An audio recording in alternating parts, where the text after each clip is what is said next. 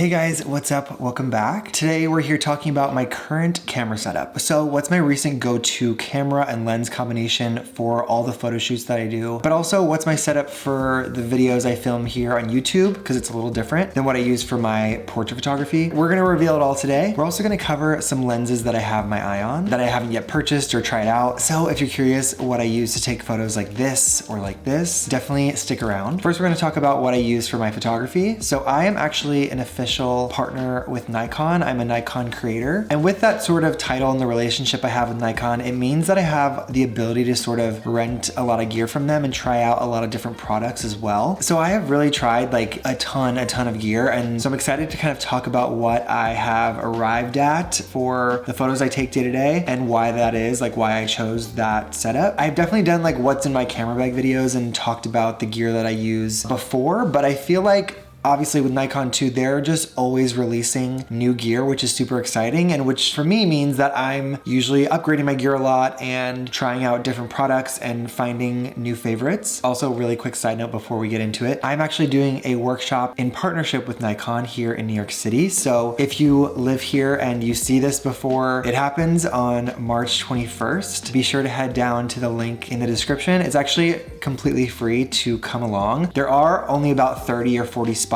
available. So if you're interested, be sure to hop on that fast. Again, it's in the description. It'll be from 3 p.m. until around 6 p.m. And we're gonna have a few models. We're gonna have myself speak and my friend Inari as well. And we're gonna kind of walk through how we take our photos. So just wanted to throw that out there. Okay, we're revealing it all. The camera setup I'm using currently is the Nikon Z8 here, along with the Nikon Z 24-70mm f2.8 lens. I have been shooting on this one for the past few months. Before that, I was playing around with the Z9. I also have the Z7 II. Again, I have a lot of Nikon stuff, and this one has been a recent favorite and go-to. It has a really high resolution sensor at 45.7 megapixels. It's really good in low light. It's not too heavy. I really love the outcome and the images I receive with the Nikon Z9 as well, but I feel like this one is a little bit more lightweight. And for me, I'm someone who kind of likes to pack light. I feel like I talk a lot about that on my channel. I kind of grew up shooting by just kind of grabbing my camera and going. So I've never been someone who likes to lug around a lot of lights or gear or cameras, and the Z8 is like compact enough for me, but still kind of delivers those quality photos. The eye detection on this camera body is insane, and it has just been a 10 out of 10 for me. For the lens, I have been a big fan of zoom lenses recently. And I say recently, meaning like over the past few years. When I first started photography, I was kind of only shooting with prime lenses. So I think my first prime lens was the 50mm f1.8 lens. And that is such a good portrait lens to start out with. It's not too pricey and it delivers really quality photos, especially with that sort of low aperture. But recently I've found that I love zoom lenses. I think it's the fact that I can walk away with a lot of variety with my shots. I can get a really up close shot, but I can also get something super wide as well. And I used to be obsessed with shooting with low apertures, especially because I was shooting a lot more low light type of stuff. I feel like maybe some of you found me for sort of my low lit portraits and my nighttime sort of scenes where I would run around outside, find neon lights, like the fairy lights of it all. I definitely love a low aperture, but I also don't mind something with a higher f-stop like 2.8. It still allows me to shoot in sort of low light scenarios if I need to, but I feel like at this point now too, I kind of have a better understanding of light, and I'm able to light my portraits where I don't need to be at a super low f-stop to receive quality sort of results. So yeah, super versatile lens. It allows me to create a lot of different variety, but it's super consistent in what it kind of delivers for me in terms of like quality. I just think it's such a good lens, and I've been using this as my main lens now for probably like 2 years. It very much just kind of stays on my camera body for the most part, and then I switched this one out with 2 other lenses that I also bring along with me. So let's get into what those are. I have them right here. This one is the 70-200mm f2.8 lens. And so I got this one, I think this past year actually, and this lens is amazing. It's seriously so sick. It really sort of feels like an extension of the 24-70 because it, I mean, technically is like it goes from 70 to 200. So when I bring these 2 lenses along, it feels like I can kind of hit all the bases in terms of where I'm zooming into. I feel like my style is sort of always changing, but more recently, I feel like I've loved a sort of telephoto sort of look. I love when a photo looks really compressed. I feel like it just is so flattering, especially with portraiture. Like I said, I started out with sort of low f-stops that kind of separate the subject from the background. And when you're shooting with the telephoto sort of millimeter at 200, even at an f-stop of 2.8, you are receiving that really compressed kind of bokeh look. And of course you're having to kind of be really far away from your subject, but the versatility that a zoom lens brings is like, I love it. These two together are like a must, and I would recommend these two for anyone. Now moving along to a prime lens that I bring with me now. This is another lens that I got this past year. I think I got it maybe last summer. It is the Nikon Z 135mm f 1.8 plena lens, and this is another lens from Nikon, obviously. And the combination of having a millimeter at something that's pretty telephoto like 135 and the combination of a low aperture like 1.8, you're getting a super sort of compressed background, and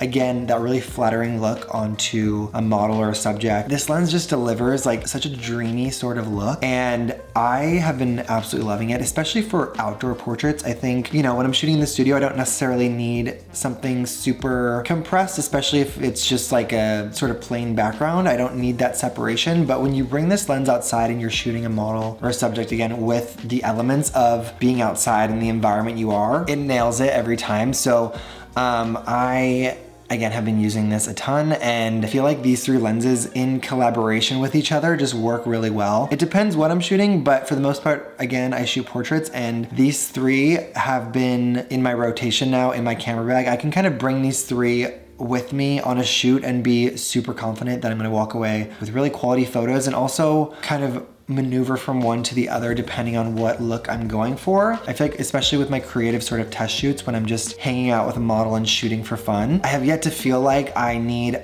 another fourth lens that shoots and captures something different than what I can receive with these three. So that is my photography setup. Now let's move on to what I shoot for video. And I can't quite show you that because I'm shooting with it right now. So this is proof that I actually shoot with this combination because, again, it's what I'm using right now. But it is the Nikon ZF, and this is a full frame camera from Nikon. It's in their mirrorless series as well. But the camera itself has a really cool sort of retro look to it, and it shoots in 4K. The quality is amazing, and it also has a flip out screen, and that is literally essential to the videos that I shoot here on YouTube, especially when I'm sitting down like this in front of the camera. I literally can't not see what's going on. It's how I feel sort of confident and able to film through a video that I do like right now. So it's perfect for self-recording, and it's also just a really good quality camera. Works great in low light. I can't recommend it enough. The lens that I have on it is the Nikon Z 20mm f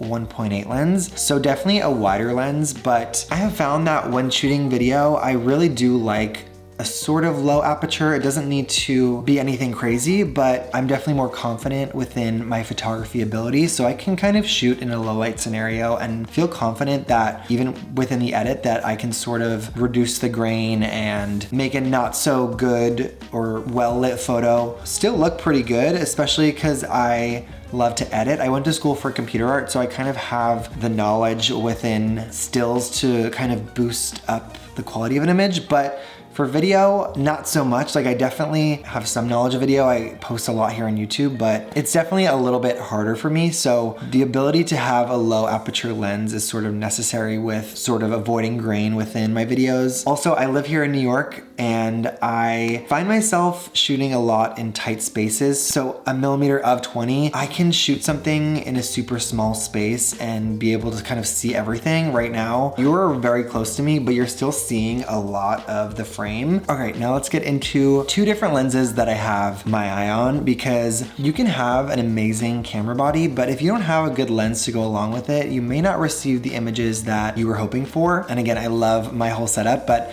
I feel like as photographers, we always have our eye on new gear. We always want to test new things out. I feel like it just helps us stay inspired. And I know for me, if I get a new lens, I want to do a whole shoot inspired just around that singular lens. So first one is the Nikon Z 35mm f1.2 lens. This just recently came out and it looks insane. I have yet to try it, but years ago, 35mm was my go-to focal length. I have the f1.8 version for my DSLR cameras, and I was using this on pretty much every single shoot. It was my go-to. And this combination of focal length, but with the f1.2 is like my dream. I feel like it would be super good for video as well. It's not too much different from 20mm. Obviously it's a little step up, but I feel like it would do a really great job within video recording, especially f1.2. I feel like it would blur a lot of this background you see, and I just know it would be really flattering, especially for portraits. So definitely have my eye on that lens. And then the other one is a 28 to 135mm f4. Throughout this video, I've talked about why I love zoom lenses, and I do love the 24 to 70 and the 70 to 200, but I feel like this lens